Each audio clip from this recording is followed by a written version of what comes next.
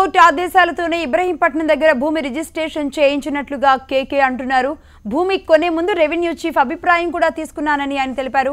భూ రిజిస్ట్రేషన్ రద్దు చేస్తే కోర్టుకు వెళ్తానన్నారు. నేను రిజిస్టర్ ఏమీ చేయించుకోలేదు. ఒక కోర్టు, హైకోర్టు, ఒక కోర్టు కాదు, హైకోర్టు ఇది రిజిస్టర్ చెయ్యండి అనేసి ఆర్డర్ ఇచ్చిందండి. ఇది ఆర్డర్ ఇచ్చింది చూడండి సార్. ఆర్డర్ ఇచ్చింది 3rd day of February 16. Writ petition నేను కోర్టులోకి వెళ్ళాను. ఏది ఒక భూమి కొనడానికి.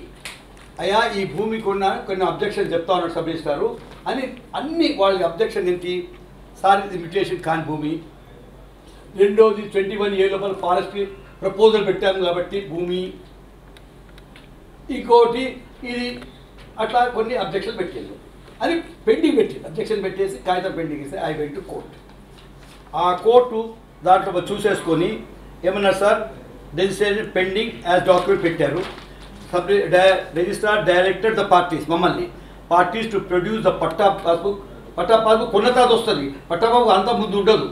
పట్టా పాస్బుక్ అండ్ టైటిల్ డీడ్స్, అంటే నాకు అమ్మినోడిది title deeds and denotification 22A అని అవన్నీ ఉన్నాయి. అన్నీ వాళ్ళు పెట్టిండ్రని వాళ్ళు ఎన్ని ఇప్పుడు చెప్తున్నారో అవన్నీ కోర్టు లోపల రేజ్ చేస్తే ఆయన గవర్నమెంట్ పీడరు, సీనియర్ పీడర్, రెవెన్యూ పీడరు ఆయన ఆర్గ్యూ చేశాడు. ఆయన ఇంకా ఎన్నో ఇష్యూస్ తీసుకొచ్చాడు.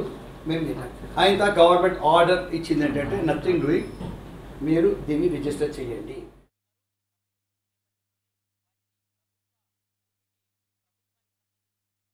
నేను రిజిస్టర్ ఏమీ